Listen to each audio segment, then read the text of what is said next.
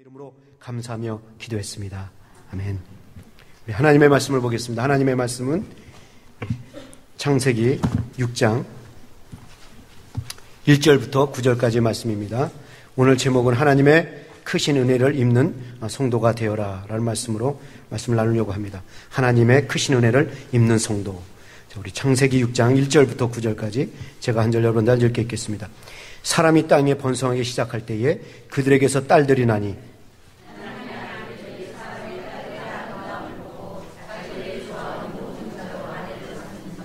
여호와께서 가라사대 나의 신이 영원히 사람과 함께하지 아니하리니 이는 그들의 육체가 됨이라. 그러나 그들의 날은 120년이 되리라 하시니라.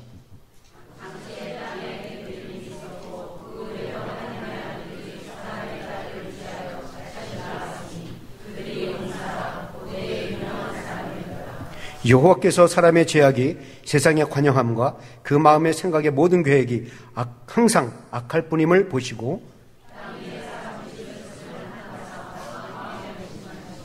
가라사대 나의 창조한 사람을 내가 지면에서 쓸어버리되 사람으로부터 육축과 기는 것과 공중의 새까지 그리하리니 이는 내가 그것을 지었음을 한탄함이라 하시니라.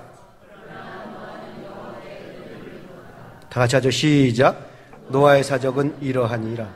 노아는 의인이요 당세 완전한 자라. 그가 하나님과 동행하였으며. 아멘. 옆에 분들하고 인사합시다. 은혜 있는 성도가 됩시다.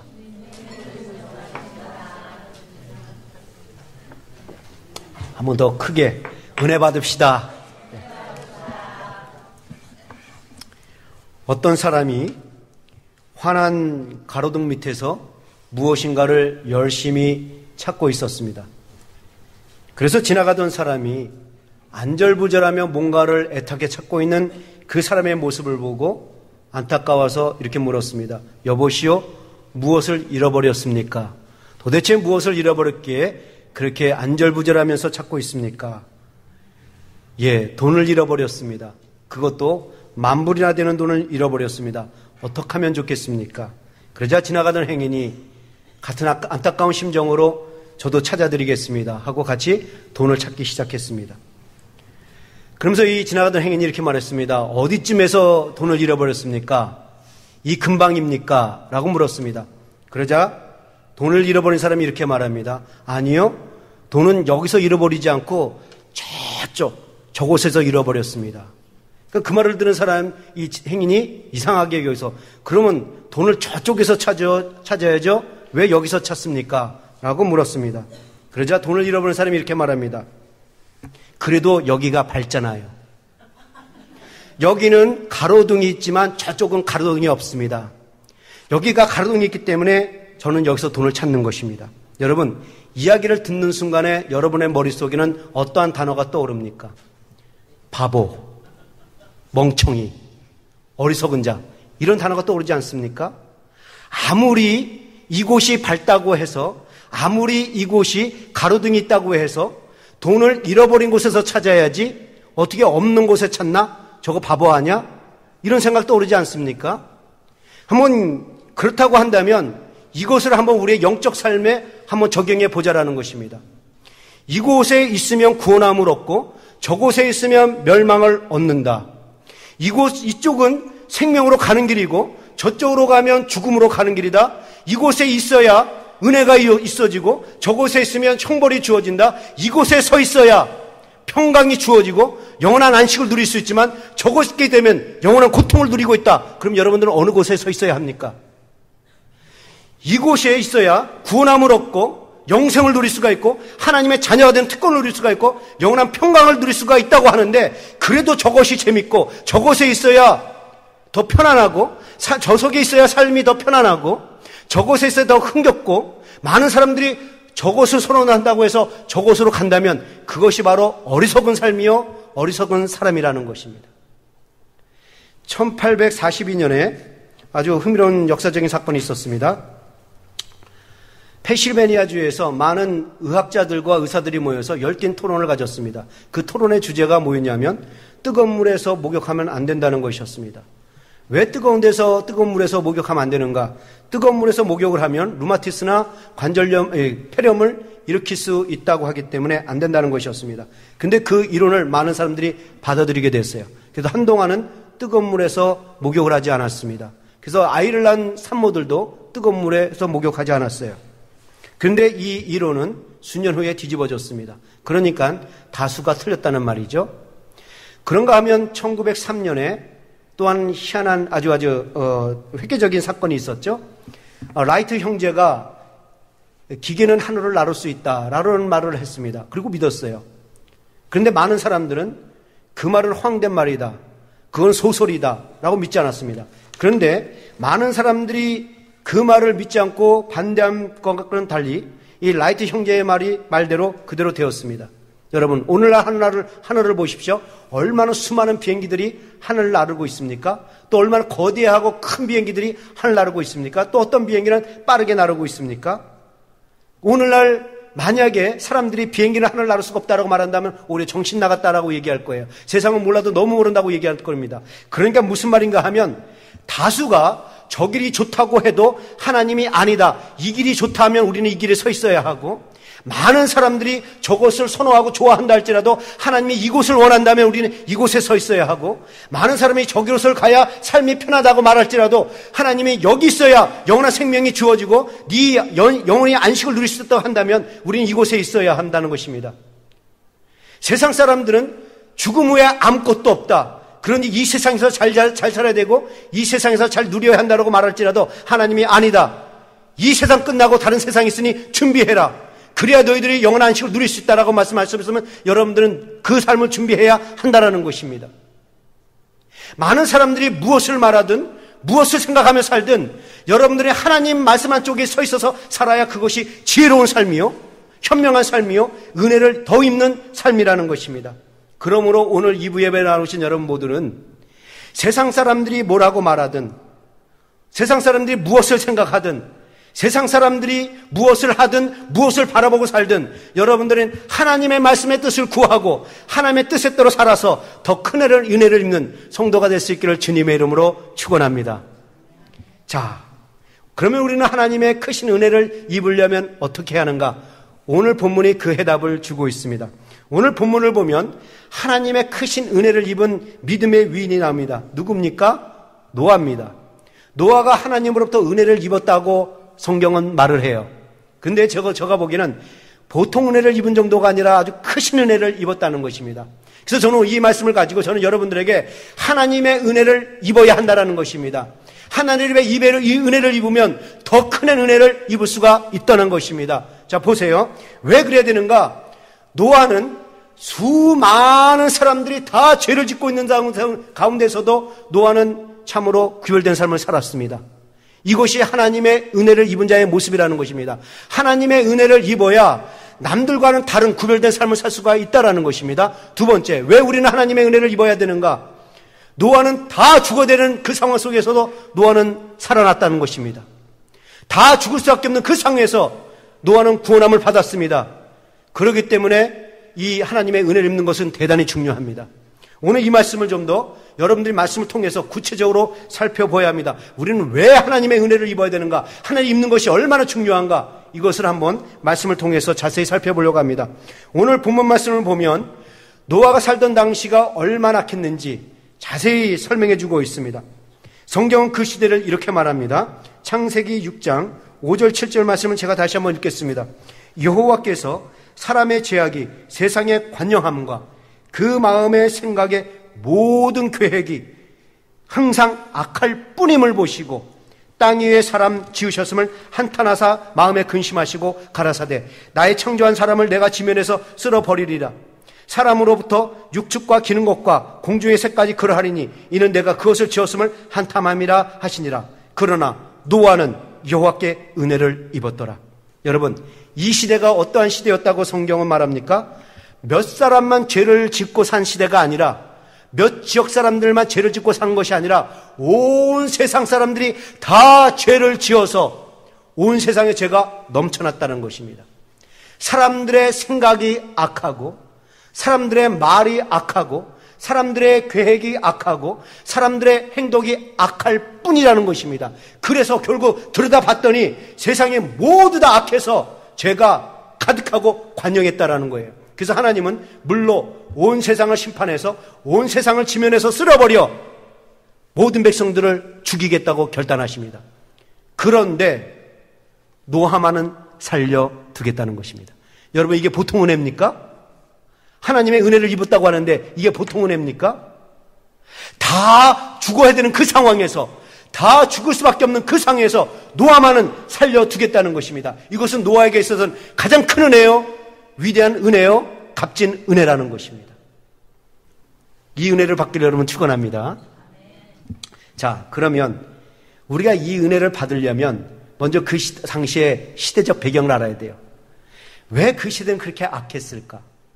도대체 무엇이 세상을 그렇게 악하게 만들었을까? 하나님께서 인간을 지으실 때 대충 적당하게 뚝딱뚝딱 만드신 것이 아니라 아주 지극정성으로 만드셔서 그 인간을 보시고 심히 좋다라고 이 탄성을 지르셨던 이 하나님께서 그 귀한 아들, 그 귀한 딸들, 모든 인간들을 다 멸할 뿐만 아니라 하나님께서 정성있게 만든 그 공중에 나는 새도, 육축들도 다 지면에서 쓸어버리겠다고 말씀하셨습니다.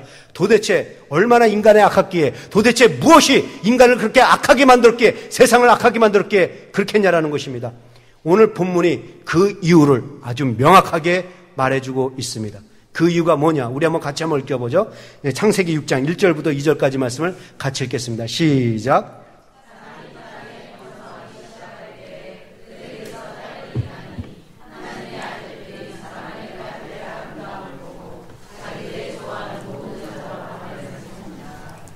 자, 노아 시대의 세상이 왜 이렇게 악했는가? 왜 세상 사람들이 그렇게 악했는가?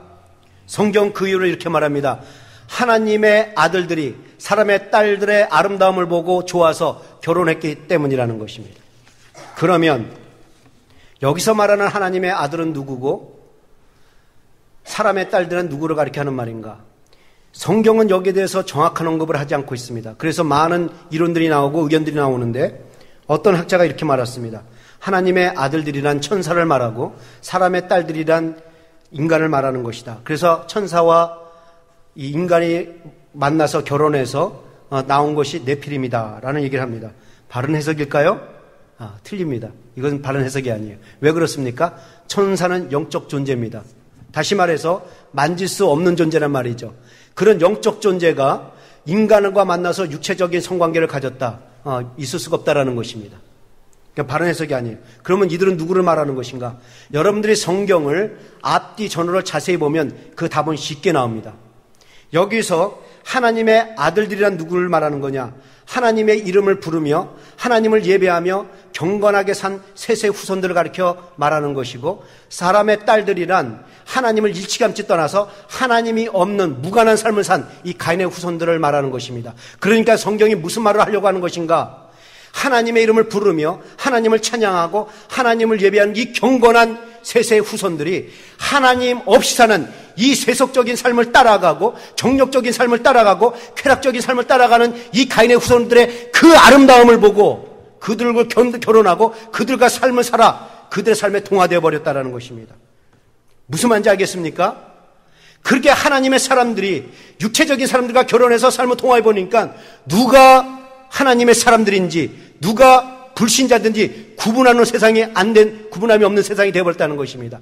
영적 사람들이 마땅히 구별된 삶을 살아야 되는데 그 영적 삶을 살지 않고 육체적인 사람들과 결혼을 해서 같은 삶을 살아 그 죄를 짓게 되었다는 얘기를 하고 있습니다. 여러분, 셋의 가문이 어떠한 가문입니까? 셋의 바로 윗이 누구였어요? 아벨. 아벨 대신에 나온 게 누구예요? 셋입니다. 그러니까 셋의 가문은 어떤 가문이었는가? 아벨이 하나님께 예배를 드리다가 그것도 신실하게 예배를 드리다가 돌에 맞아 죽은 최초의 순교자입니다. 그러니까는 셋의 가문은 순교자를 배출한 가정이에요.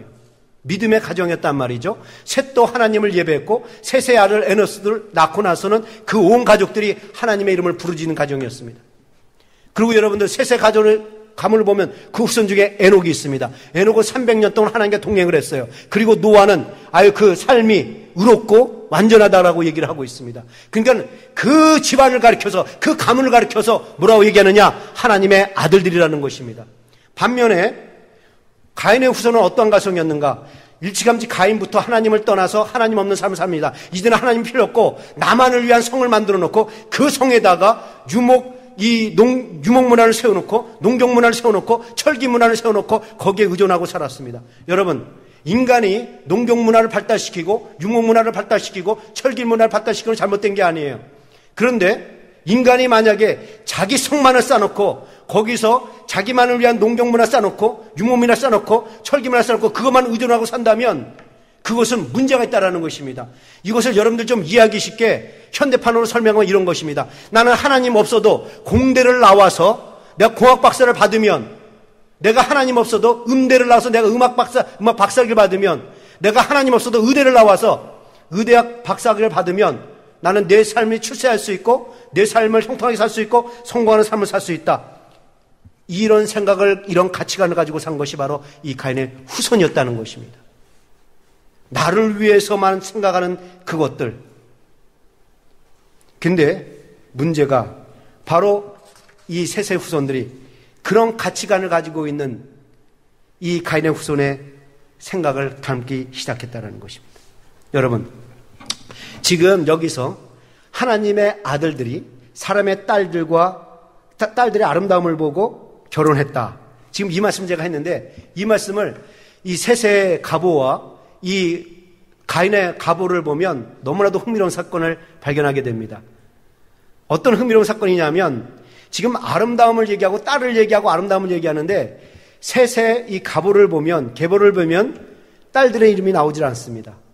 그런데 이 가인의 후손의 이 계보를 보면 딸들의 이름이 나옵니다. 창세기 4장 19절 우리 그때 배웠죠? 이렇게 얘기합니다. 이 가인의 아들 후손 중에 이 라멕, 악한 사람이 있습니다. 이 라멕이 뭐라고 그럽니까? 라멕이 두 아내를 취하였으니 하나 이름은 아다요, 하나 이름은 실라라. 셋의 후손에는 성경에 보면 이 여자 이름이 없지만 이 성경을 볼 때에 이 가인의 후손에는 이 여자 이름이 있습니다. 그럼 여기서 아다 이름은 뭔가? 아다 이름의 뜻은 장식 또는 아름다움이란 뜻입니다. 그리고 실라라는 이름의 뜻은 탐스러운 머리채란 뜻입니다. 그리고 4장 22절에 가면은 이 가인의 또 딸, 죄송합니다. 라멕의 딸, 이 라마를 얘기합니다. 이 라마의 뜻은 즐겁게 하다, 이런 뜻입니다. 그러니까 여러분들, 이 여자 이름들의 뜻을 듣는 순간에 여러분 머릿속에 어떤 생각이 떠오릅니까? 장식, 아름다움, 탐스러운 머리채, 즐겁게 하다. 여러분들, 제가 미국에 처음 왔을 때 그 필라델피아에서 오픈카를 탁 타고 여자가 집 잘 모는데 젊은 아가씨가 머리를 금발을 휘날리면서 쫙 터무가는 것이, 저는 그 총각됐으니까요. 제 아내를 아직 만나기 전이었어요. 와, 진짜 이쁘다. 이게 혹하는 거예요. 그러니까 여러분들 이 장식, 아름다움, 탐스러운 머리채, 즐겁게 하다, 이것이 우리의 머릿속에 무슨 연상을 줍니까? 뭔가 자기 육체나 자기 몸을 신경 쓰는 여인의 모습, 치장하려는 그 여인의 모습, 아름다움으로 남자를 유혹하고자 하는 여인의 모습, 세상적인 즐거움으로 남자를 유혹하는 여인의 모습, 이런 생각이 떠오르지 않습니까? 지금 성경이 이런 의미를 얘기하고 있다는 것입니다. 여러분 한번 다시 보십시오. 6장 2절을 보면 이렇게 말해요. 하나님의 아들들이 사람의 딸들의 아름다움을 보고 좋아서 아내를 삼았다. 이 말이 뭐냐면, 경건한 사람들이 이 사람이 예수를 믿든 상관없이 그 외모에 빠져서 그냥 자기 사람을 취했다라는 것입니다. 여러분, 하나님의 사람들은 이 시집 장가를 가는 데 있어서, 그러니까 다시 말해서 반려자를 구하는 데 있어서 먼저 하나님의 뜻을 구하고, 정말 이 사람이 신실한 크리스찬인지 아닌지, 정말 이 사람과 함께해서 내가 하나님의 일을 정말 계획하며 살 수 있는지, 이것을 생각해서 영적인 순수성 있는 사람을 찾아야 하는데, 그런 영적 혈족을 찾는 것이 아니라 단지 외모를 좋아서, 외모에 빠져서 하나님과 상관없는 삶을 사는 사람인데도 불구하고 그냥 삶을 나누는 사람으로 취한다라는 것입니다. 이 경건한 삶을 살아야 될 이 하나님의 백성들이 이 육체의 정욕에 빠져서, 안목의 정욕에 빠져서, 이생의 자랑에 빠져서 그 하나님을 믿지 않는, 하나님과 무관하게 사는 그 사람들의 삶을 보고 너무 좋아서 그 사람을 자기 삶의 동반자로 여겨가지고 같이 살면서 거기에 동화되어 죄를 짓게 되었다는 것입니다. 이것이 바로 오늘 본문에 대한 문자적인 해석입니다. 이 본문을 좀 더 넓게 해석하면 이런 말입니다. 하나님의 사람들이 세상 사람들의 삶을 보고 너무 좋아서 그 삶을 받아들여 그 삶대로 살았다는 것입니다. 여러분, 경건한 하나님의 사람들은 세상 사람들이 생각하는 그 생각을 경계해야 되고, 경건한 사람들은 세상 사람들이 계획하는 그 마음을 경계해야 되고, 그들이 바라보는 가치관을 경계해야 되고, 그들이 좋아하는 것들을 경계하고 살아야 하는데, 오히려 하나님의 사람들이 세상 것에 매료되어서 그들의 것을 취하여 동화되어서 그 삶을 살았다라는 것이에요. 하나님을 섬기고 예배하던 그 경건했던 셋의 후손들이 세속적인 삶을 살아가는 간의 후손의 그 삶을 보고 너무 좋아서 그것을 따라 살다 보니까 가인의 후손들과 같이 똑같이 생각하고 똑같은 마음을 품고 똑같이 말하고 똑같은 가치관을 가지고 똑같은 것을 바라보면서 똑같은 길을 걸어가 살았다는 것입니다. 그래서 결국 죄의 자리로 떨어졌다는 거예요. 이렇게 서로 생각이 다르고 마음이 다르고 바라보는 삶이 다르고 계획하는 것이 다르고 그 가치관이 다르고 목표가 달랐던 하나님의 사람들과 이 세상 사람들이 함께 공존해서 살다 보니까 어느 날 갑자기 이 하나님의 사람들이 세상 사람들의 삶을 받아들이게 되고 동화되어 그 죄를 짓게 됐다는 것입니다. 그래서 죄가 넘쳐났어요. 이것이 바로 노아 시대의 모습이었단 말이죠. 그러면 여러분들, 오늘날 그 시대의 모습이 오늘날도 똑같이 일어나고 있다는 사실 아십니까? 노아 때 말했던 그 현상이 바로 오늘날에도 똑같이 현상으로 일어나고 있다는 것입니다. 하나님께 속한 사람들과 육에 속한 사람들이 함께 공존해서 살고 있습니다. 진리를 따라가는 사람들과 비진리를 따라가는 사람들이 똑같이 공존하고 살고 있습니다. 영에 속한 사람들과 육에 속한 사람들이 똑같이 공존해서 살고 있습니다. 경건한 사람들과 불경건한 사람들이 똑같이 공존해서 살고 있습니다. 자, 그렇다고 한다면 만약에 노아 시대 때도 그렇게 동화되어서 죄를 짓는다면 오늘날도 그런 가능성이 충분하다는 거예요. 문제는 그렇게 오늘날에도 노아 시대같이 똑같이 그렇게 동화되어서 살게 되면 큰 비극이 온다라는 것입니다. 노아 시대가 죄가 가득했듯이 만약도 오늘날도 우리가 하나님의 사람이라고 하면서 똑같이 구분 없이 산다면 오늘날에도 그 죄악이 넘쳐난다라는 거예요. 근데 보십시오. 우리 삶을 보십시오. 하나님을 믿는 사람들과 하나님을 믿지 않는 사람들과 똑같이 동행하면서 살고 있습니다. 똑같은 생각을 가지고 똑같은 계획을 하고 똑같은 마음을 가지고 똑같은 가치관을 가지고 삽니다. 이 사람이 정말 하나님의 사람인지 불신앙의 사람인지 구분이 안 갈 정도로 살아요. 그래서 결국 노아 시대 같은 이 어려움이 오늘도 올 수 있다는 것을 오늘 우리 성경을 읽는 사람들이 알라라고 이 말씀이 기록되어 있다는 사실을 아십니까? 그래서 여러분들, 믿는 사람들이 믿는 사람과 결혼하는 것도 대단히 중요해요. 지금 오늘 문자적인 해석을 할 때는 하나님의 아들들이 사람의 딸들의 아름다움을 결혼했다. 이것을 문자적으로 해석한다면 우리 믿는 사람들은 믿는 사람과 결혼하는 것도 대단히 중요하다는 것입니다. 노아 시대 때 왜 그렇게 악했느냐? 믿음의 사람들이 믿음에 없는 딸들과 결혼을 했기 때문에, 믿음의 딸들이 믿음에 없는 아들들과 결혼했기 때문에 그렇게 죄악이 관영하게 되었다는 거예요. 사랑해서는 안 될 사람. 어디서 말은 들으겠죠? 사랑해선 뭐 그런 거 있던 것 같은데요. 좋아서는 안 될 사람과 좋아하는 거. 그래서 그렇게 된 겁니다. 여기 우리 결혼하는 우리 장관간 우리 총각들이 있고 우리 자매님 없군요. 여기 형제님들 계시는데 잘 들으세요. 우리 형제님들 예수 잘 믿는 자매하고 결혼하세요. 예수 잘 믿는 자매가 얼마나 이쁘고 아름답습니까? 예수 잘 믿는 형제가 얼마나 이쁘고 아름답습니까? 그런데 우리 형제들 보면 참 안타깝습니다. 예수 잘 믿는 자매는 다 놔두고 얼굴이 이쁘다는 이유로, 섹시하다는 이유로, S라인이 분명하다는 이유로, 그래서 저 여인이 하나님을 믿든 안 믿든 상관없이 않고 자기 삶의 반려자로 만들어서 같이 삶을 삽니다. 그러니 여러분, 믿음 없는 여인이 자식을 낳아서 키우니 그 자신의 영혼을 어찌 돌볼 수 있겠습니까? 한나무니처럼 말입니다. 참 안타깝습니다. 여러분들 부모들이 딸을 시집을 보낼 때에 사익감을 고릅니다. 근데 사익감을 볼 때 뭘 고르느냐? 저 사이의 영적 상태, 신앙적인 됨됨이, 그런 것 보기보다는 저 사람이 집안에 좀 돈 있는 집안인가? 배경은 어떤가? 학교는 어느 학교를 나왔는가? 직장은 어딜 다니고 있는가? 이걸 따지면서 적어도 학교는 이 정도는 나와야 돼. 적어도 신랑이 되려면, 내 사익감이 되려면 한 달 월급을 이 정도는 받아야 돼요. 여러분들 이것부터 생각을 한다는 것입니다. 물론 여러분들 이 세상 살면서 이왕이면 편하게 살기 위해서 갖추면 좋죠. 그런데 여러분 이 사실 아십니까? 잘 나가던 의대 교수가 내연녀 때문에 본 마누라를 죽여가지고 가물에 던진 사건을 아십니까? 의사가, 잘 나가는 의사가 아내가 혼수장만을 제대로 못 해왔다고 1년 내내 부부싸움하다가 나중에 화가 나니까는 이 아내를 목 졸라 죽였어요. 경건치 못한 삶 속에서는 이런 죄악들이 얼마든지 일어날 수 있다는 것입니다. 그러니까 경건치 못한 사회는 죄가 나올 수 있고, 여러분 죄는 그 장성할 수 있어요. 여러분 이런 경건치 못한 사람들 속에서 나온 자식은 어떻게 되겠습니까? 죄를 생각할 수 있다는 거예요. 근데 그 죄는 장성해서 번식하게 된다는 것입니다.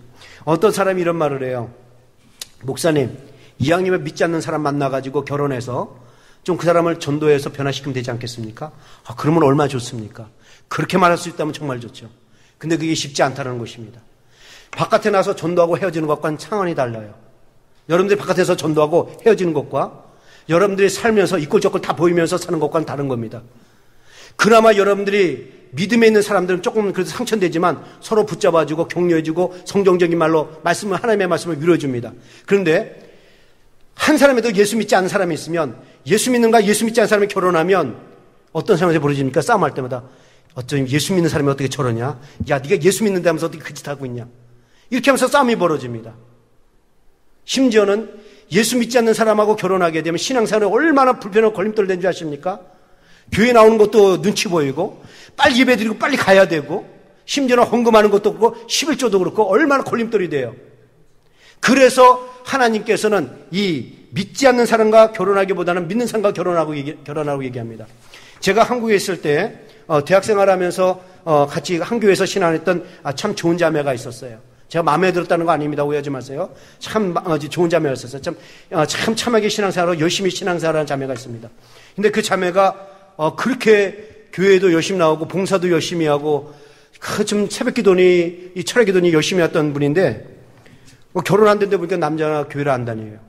그래서 그걸 가지고 담임 전도사님한테도 상담했는데 목사님도 반대하고 전도사님도 반대하고 저도 친하니까 반대를 했습니다. 이왕이면 믿는 남자하고 결혼하는 게 좋지 않겠느냐. 그랬더니 약속받았대요. 결혼하면 남자 교회 나오기로 했대요. 근데 결혼했는데 웬걸요. 남자 집안이 우상을 섬기는 가정이고 그리고 제사를 드립니다.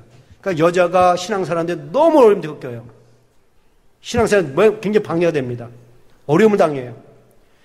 제가 자라면서 한 동네에서 있던 형님, 신앙생활이 그렇게 깊지 않았지만 그래도 교회를 다니고 참 성품이 너무나도 좋은 형님이고 아주 잘 나가던 형님이었습니다. 근데 여자를 만났는데 정말 여자가 이뻐요. 그 이쁘다는 이유로 만났는데 이 여자는 허영심이 있고 사치하고 세속적인 여자였습니다. 근데 결혼하고 나서 이 여자분이 도박에 빠졌습니다. 화토를 치면서 도박에 빠졌어요. 여자가 도박에 빠진 것도 이게 무섭더라고요. 그러니까 나중에 자식들의 등록금도 다 날려버리고 남편이 결혼 월급마저 족족 날려버리더니 나중에 집안까지 잡아버리고 도박비를 날려버렸습니다. 그 형님이 그 빚을 그거 수습하느라 인생을 아주 너무나도 고달프게 사는 모습 보면서 참 결혼도 참 잘해야 되는구나. 그래서 하나님은 결혼할 때에 참 믿는 사람과 결혼하라고 얘기하는 것입니다. 여러분 이 세상은 악합니다. 이 세상은 참 어둡습니다. 이런 세상에서 믿는 사람끼리 만나서 힘을 합쳐서 정말 서로 위로하고 격려하고 붙들어줘도 이 어두운 세상 이기며 살아갈까? 참 힘들 판인데 믿지 않는 사람 만나면은 참 신앙생활하는 게 이게 힘들어요. 그래서 하나님께서는 신명기 7장에서 이렇게 말씀하십니다. 우리 신명기 7장 3절 4절 한번 다 같이 읽어볼까요? 다 같이 읽죠. 시작.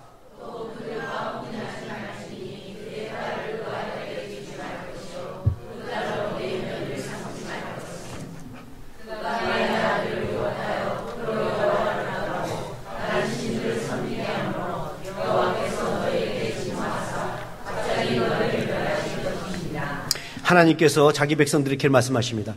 내가 너희들에게 가나안 땅에 들어가는데 너희들은 신앙의 공동체다. 너희들은 하나님을 믿는 사람이다. 그러니 가나안 땅에서 그 젖과 끓이는 땅에서 너무나도 아름다운 여인들을 만날지라도 결혼하게 하지 말라는 것입니다. 그러니까 이런 말이에요. 하나님을 잘 섬기는 지방인데 우상 섬기는 며느리 하나 들어온다고 무슨 문제가 있겠나? 그를 변화시켜서 우상을 버리고 하나님 믿게 하면 되지. 그런 생각 갖지 말라라는 것입니다. 그래서 결혼시키지 말라라는 거예요. 왜요? 사람은 죄에 쉽게 물들기 때문에 그렇다는 것입니다. 사람은 경건하지 못한 건 더 쉽게 끌려가기 때문에 그렇다는 거예요. 경건한 사람이 경건치 못한 사람 변화시키는 것보다 경건치 못한 사람이 경건한 사람 변화시키는 게 더 빠르다라는 겁니다. 맞습니다. 여러분들, 남편이나 아내나 하나님을 믿지 않는 경우 신앙생활하는 게 굉장히 어렵습니다. 지금 하나님께서는 오히려 그러기 때문에 믿는 사람끼리 결혼하기를 원해요.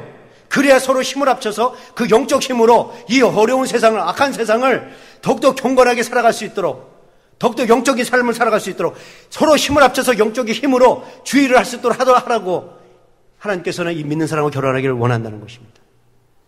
여러분, 결혼만 그렇습니까? 제가 지금 문자적인 해석을 했었는데 이 결혼만 그렇습니까? 하나님은 세상 사람들과도 삶을 함께 나누는 것을 금지하셨습니다.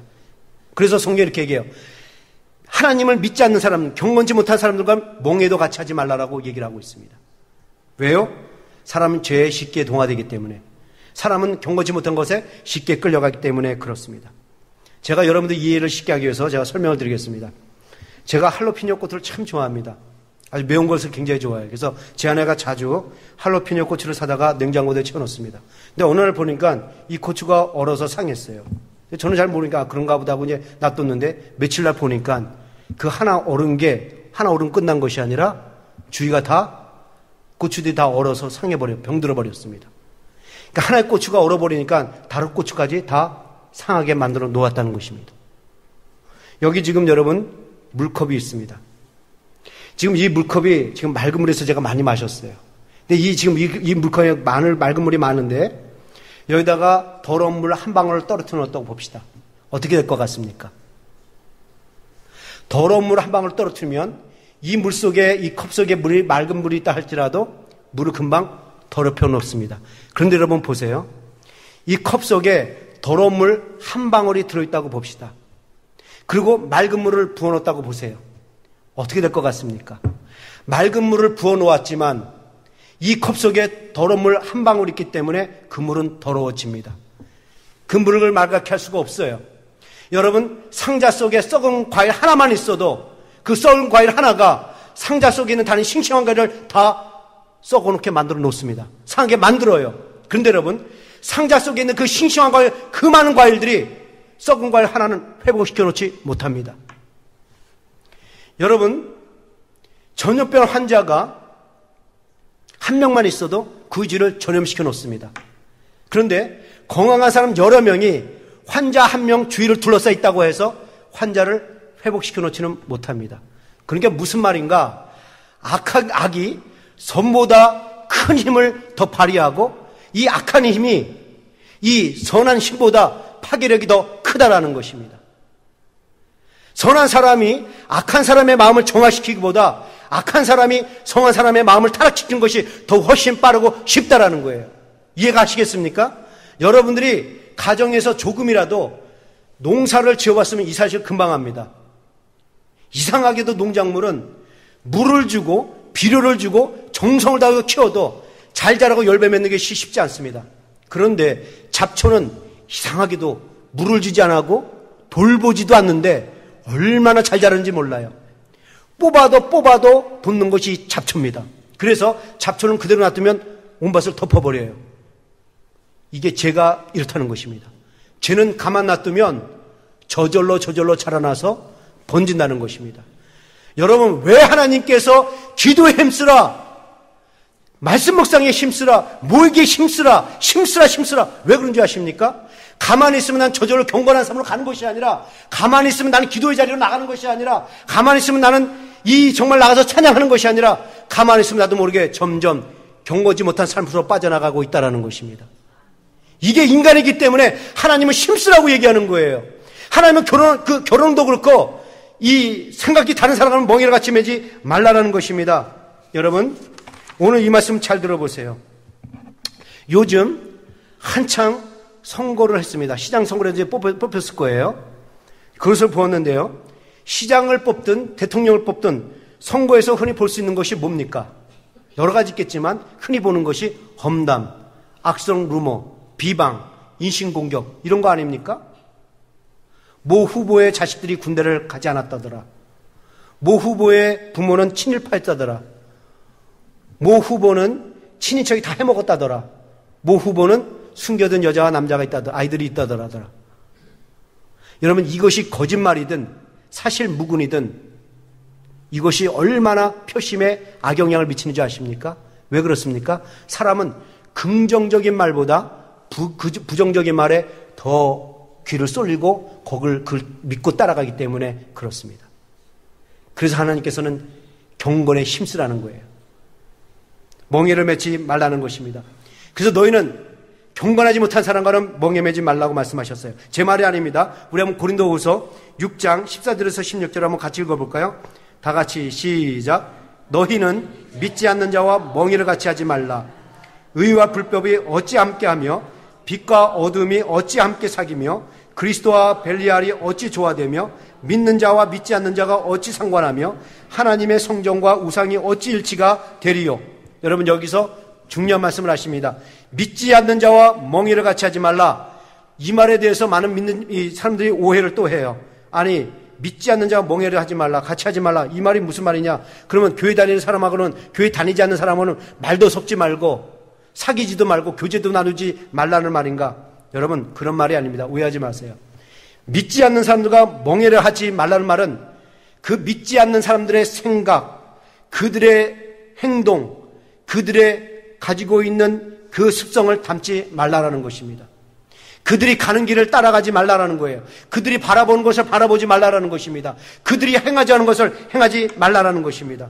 그러니까는 경건치 못한 자들이 추구하는 그 정욕의 안목, 육체 정욕, 안목의 정욕, 이생의 자랑을 너는 추구하지 말라라는 것입니다.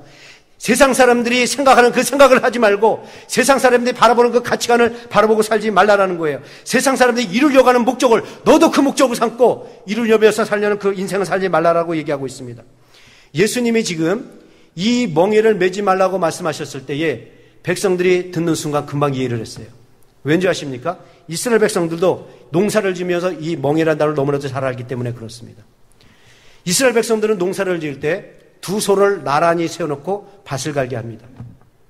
그런데 이 두 소가 함께 나란히 서서 함께 발을 받쳐서 함께 똑같이 같은 방향을 향해서 밭을 갈며 나갈게 하려면 그 두 소에다가 똑같이 하나로 멍에를 매게 한다는 것입니다.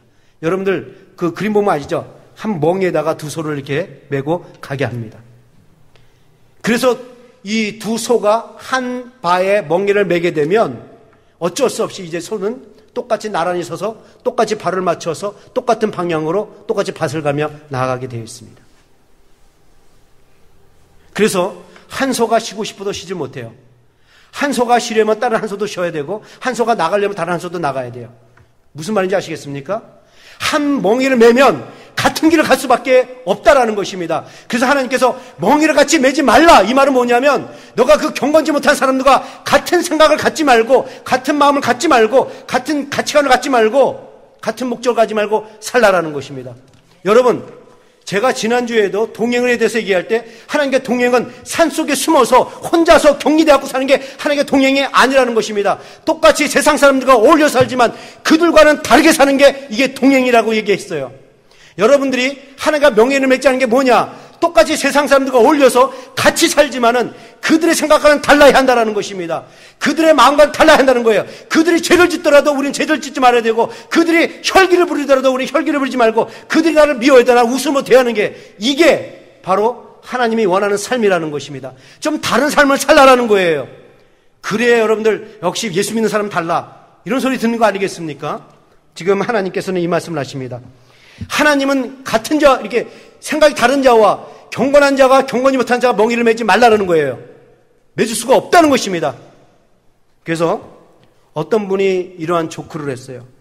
하나님이 가장 좋아하는 음식이 무엇일까? 하나님은 가장 좋아하는 음식은 따로국밥. 따로. 하나님이 그럼 가장 좋아하는 음식은 무엇일까?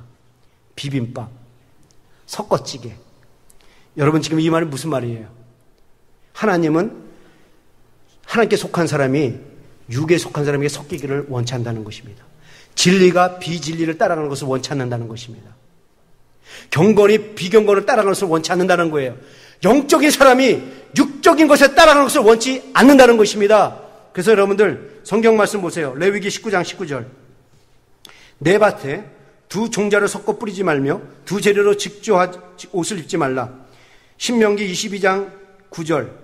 내 포도원에 두 종자를 섞어 뿌리지 말라. 그리하면 내가 뿌린 씨앗의 열매와 포도원의 소산이 다 빼앗김이 될까 하노라. 신명기 22장 10절에서 11절 말씀 다 같이 읽죠. 시작. 너는 소와 나귀를 결의하여 갈지 말고 양과 다른 것과 함께 하지 말라는 것입니다. 여러분들, 우리가 옷을 만들 데 있어서 색깔 여러 가지 집어넣을 수 있어요. 여러분, 농사를 질 때 씨앗 섞어서 뿌릴 수 있습니다. 잘못된 게 없어요. 근데 지금 성경이 뭘 얘기하는 건지 아십니까? 지금 농사 짓는 법을 가리키는 것이 아닙니다. 옷 만드는 법을 지금 가리키고 있는 것이 아니에요. 지금 하나님이 뭘 말하는 것인가? 경건한 것이 비경건과 섞여서 빈경을 살지 말라라는 것입니다. 여러분들, 지금 우리가 왜 하나님께서는 경건한 자가 불경건한 사람들과 멍에를 가지매지 말라, 그 이유로 뭔지 아십니까? 제가 지금까지 다 설명을 드렸어요. 그 설명에 대한 요약을 이사야 5장 2절이 아주 명확하게 요약하고 있습니다. 우리 이사야 5장 2절 다 같이 읽겠습니다. 시작.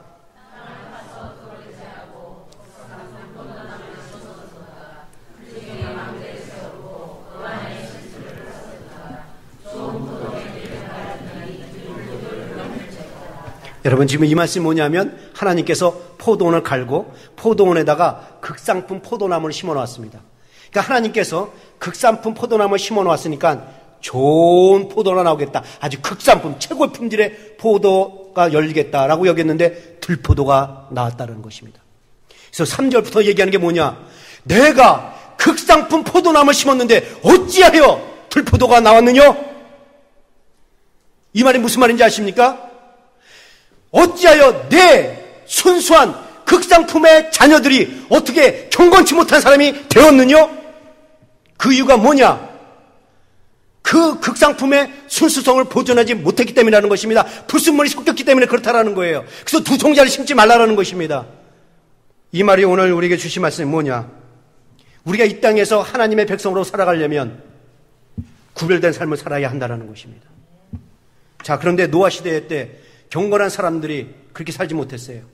경건한 사람들이 그 경건지 못한 사람들, 하나님을 떠난 그 경건지 못한 사람들의 가진 것을 보니까 너무 좋아서 그들을 내 반려자로 삼고 삶을 나눴다기 시작했다는 것입니다. 그래서 죄가 넘쳐나서 하나님은 결론적으로 그들을 멸망키로 결단했습니다. 여러분, 그럼 그 죄가 뭡니까? 아주 중요한 얘기를 하고 있어요. 그게 오늘 제 이 핵심의 결론입니다. 그럼 노아 시대에 지은 죄가 뭐냐 이거죠. 죄가 그렇게 많다는데 성적 타락도 있어요. 오늘 성경 말씀 보면 강포라는 것도 있습니다. 폭력이 심했다는 거죠. 근데 우리가 놓치지 말아야 될 중요한 제목이 있습니다. 그 죄가 뭐냐? 예수님께서 그 답을 주셨습니다. 예수님께서 제자들에게 승천하기 전에 이렇게 말씀하십니다. 내가 다시 와서 이 세상을 심판할 터인데 이 심판할 때가 어느 때이냐? 노아의 때라고 얘기했습니다. 그러면서 예수님이 노아의 때가 어떠한 때인지를 얘기를 해요. 그래서 예수님의 해답에서 우리는 예수님의 말씀에서 우리는 해답을 찾을 수가 있습니다. 우리 누가복음 17장 27절을 제가 읽겠습니다. 예수님이 이렇게 말하셔요. 내가 심판할 때가 노아의 때인데 노아의 때는 노아가 방주에 들어가던 날까지 사람들이 먹고 마시고 장가가 들고 시집가더니 홍수가 나서 저희를 다 멸하였으며. 여러분, 지금 하나님께서 예수님께서 지금 뭘 얘기하는지 아십니까? 말세의 때는 이렇다라는 거예요. 말세의 때의 상태가 이렇다는 거예요. 말세의 상태가 어떠냐? 모든 사람들이 먹고 마시고 시집가고 장가간다는 거예요. 여러분, 이게 왜 죄입니까? 먹는 거 없고 마시는 거 없고 시집가고 장가가는 게 왜 죄입니까? 죄가 아니에요. 여러분, 우리 먹어야 살 수 있고 마셔야 살 수 있습니다. 우리가 이 세상을 살면서 숨 쉬면서 살아가면 먹고 마시는 것은 당연한 일상적인 삶이에요. 그리고 우리가 시집가고 장가가는 것은 하나님의 말씀대로 생육하고 번성하고자 하는 하나님의 말씀을 따르는 것 때문에 하등의 문제가 없습니다. 근데 왜 하나님께서는 먹고 마시고 시집가고 장가가는 것이 말세 이 징조라고 얘기하고 있습니까? 지금 하나님이 문제 삼는 것은 뭐냐? 먹고 마시고 장가가고 시집가고 이걸 문제 삼는 것이 아니라고, 먹고 마시고 장가가고 시집가는 거, 거기에 대한 이유, 동기의 문제를 삼고 있다는 것입니다. 그러니까 무슨 말이냐? 말세가 되면 모든 사람들이 먹고 마시고 시집가고 장가가는 데만 정신이 팔렸다라는 것입니다. 이 말을 뒤집어서 말하면 많은 사람들이 육적인 일에만 정신이 빠져가지고 영적인 삶에는 전혀 관심 없이 살아가는 때가 바로 이 말세 때라는 것입니다. 노아의 때가 그랬다라는 거예요. 하나님을 믿던 사람들이 오늘날 보니까 세상 게 너무 좋아. 세상 사람들이 가진 게 너무 좋아. 그들의 외모가 너무 좋아. 그들의 외적인 것이 너무 좋아. 그 집이 좋고 그 차가 좋고 그 물질이 너무 좋아. 그러다 보니까 사람들이 하나님을 믿다가 이게 너무 좋네 하서 그 사람들이 누리는 그 집들, 그 사람들이 누리는 그 집, 가지고 있는 물질들, 그걸 보고 그들을 자기들의 배경으로 삼고 동화되어서 살았다는 것입니다. 여러분, 이게 죄악이라는 거예요. 그래서 사도 바울은 말세의 징조를 이렇게 얘기합니다. 디모데후서 3장 1절 5절 말씀, 이 말씀을 읽고 우리 한번 마치죠. 자, 같이 읽죠. 시작.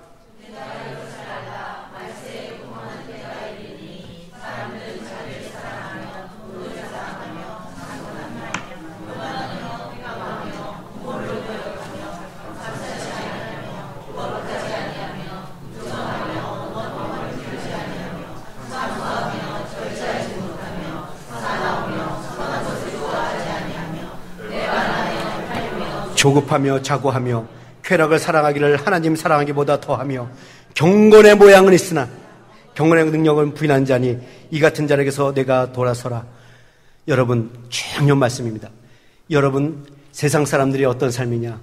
하나님을 믿는다고 하지만 경건의 모양은 있지만 그건 능력이 없다는 거예요. 다시 말해서 하나님 믿는 사람이나 하나님 믿지 않는 사람이나 구분이 안 가게 살고 있다는 거예요.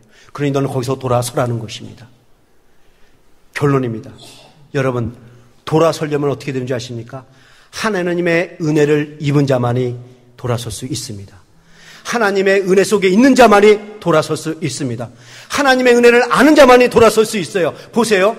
노아 시대 때 많은 사람들이 다 죄를 졌는데 노아는 거기서 구별된 삶을 살았어요. 어떻게 그럴 수 있습니까? 오늘 본문이 이렇게 해요. 8절 9절. 노아는 여호와께 은혜를 입었더라. 노아의 사적은 이러하니라. 노아는 의인이요 당세에 완전한 자라. 그가 하나님과 동행했으며. 여러분, 이 사람들, 많은 사람들이 착각하는 사람이 있어요. 그러나 노아는 은혜를 입었더라. 그러니까 이 말은 사실이에요. 다 죽을 수밖에 없는데 노아는 은혜를 입어서 살게 됐습니다. 근데 그걸 가지고 구조를 연결시켜서 이렇게 얘기해요. 노아가 그때부터 은혜 구원을 받았기 때문에 그때부터 의로운 삶을 살아서 의로운 자가 되고 완전한 삶을 살았다. 여러분, 지금 하나님이 이 말씀, 노아가 받은 말씀이 언제 시간인지 아십니까? 이 말씀을 하고서 120년 후에 심판이 온다라고 얘기했습니다. 그럼 노아의 심판이 언제 왔습니까? 600세 때 왔어요. 그러면 이 말씀을 들을 때가 언제냐? 480몇 때라는 거예요. 그럼 그때까지 엉망으로 살았다가 은혜를 받아가지고 그 다음부터 의로운 삶을 살았다는 얘기입니까? 성경은 이렇게 합니다. 노아의 사적이라는 게 뭐예요? 노아의 프로필이라는 것입니다. 노아의 전체 삶이라는 거예요. 노아는 그 하나님의 은혜 속에 있었기 때문에 남들은 다 죄를 지어도 구별된 삶을 살았다는 거예요. 그래서 그 구별된 삶을 때문에 더 크신 은혜가 임해서 그는 다 죽어도 그는 살아남을 수 있다는 것입니다. 여러분, 이 말씀 오늘 잘 분명하게 보셔야 됩니다. 노아가 의인이었다, 완전하다. 이 말의 의미를 잘못 이해하지 마세요. 노아는 죄성이 없는 의인이었다, 죄성이 없는 완전하다. 이 말을 하고 있는 것이 아닙니다. 노아는 죄성이 있었지만 하나님의 은혜 안에 있었기 때문에 죄를 지지 않으려고 몸부림쳤다라는 것입니다. 노아는 죄성이 있었지만 하나님의 은혜 안에 있었기 때문에 흠없는 행동을 하지 않으려고 노력했다라는 것입니다. 많은 사람들이 죄를 짓고 있는 그 가운데서도 노아는 하나님의 은혜 속에 있었기 때문에 하나님의 은혜를 덧입었기 때문에 죄를 지지 않으려고 몸부림을 쳤다라는 것입니다. 그렇기 때문에 하나님의 은혜를 입으라는 거예요. 여러분들이 하나님의 은혜를 입어야만 이 세상에서도 여러분들 구별된 삶을 살 수가 있습니다. 여러분들이 하나님의 은혜가 있어야만 성경을 펼쳐볼 수가 있는 거고, 여러분의 하나님의 은혜가 있어야만 기도 자리로 나아갈 수가 있는 것입니다. 여러분이 하나님의 은혜가 있어야 여러분들이 정말 이 가정들로 영적인 가정으로 세워질 수 있고, 여러분들이 하나님의 은혜가 있어야 이 교회도 은혜로운 교회가 될 수가 있습니다. 여러분, 교회와 세상이 구분이 없다면 그 교회는 교회가 아니요, 그 책임은 우리에게 있다는 것입니다. 그 말을 하고 있는 거예요. 하나님의 사람과 세상 사람들 구분이 없고 교회와 세상이 구분이 없다면 문제라는 거예요. 오늘 이 세상 보세요. 어쩌면 교회가 세상보다 더 못할 때 있어요. 폴리스가 오고 싸움이 벌어지고, 이게 무슨 교회입니까? 사랑하는 성도 여러분, 우리 모두 은혜를 입어서 이젠 좀 구별된 삶을 삽시다. 요셉은 노예로 팔려갔지만 하나님과 동행하는 삶을 살았습니다. 은혜 속에서 살았습니다. 그러기에 그는 국무총리가 됐어요. 그는 국무총리가 됐기 때문에 그 다음부터 하나님과 동행하는 삶을 산 것이 아닙니다. 다니엘이 포로로 끌려갔을 때 그럼에도 불구하고 그는 하나님의 은혜 가운데 있었기 때문에 하나님과 동행하는 삶을 보였습니다. 그래서 바벨론의 총리가 됐어요. 바벨론의 총리가 됐기 때문에 그는 하나님과 동행하는 삶을 산 것이 아닙니다. 여러분이 어느 곳에 있든지 무엇을 하든지 하나님과 동행하는 삶을 사는 그 모습이 되어지길 축원합니다. 그러려면 하나님의 은혜 속에 있어야 돼요. 여러분들이 하나님의 은혜 속에 있어서 이웃과의 관계에서도 사귐 속에서도 손님과의 거래 속에서도 당신은 역시 예수 믿는 사람이야. 정말 예수 믿는 사람다워. 이런 평판을 받기를 축원합니다. 저도 목사로서 이런 소리 듣고 싶어요. 역시 이영수 목사는 목사야. 목사다워. 저도 이런 소리 듣고 싶어요. 제가 목사로서 좀 욕심을 부리고 싶습니다. 역시 소노마 하는 침례 교회 다니는 성도는 달라. 할렐루야. 우리 모두 기도하십시다.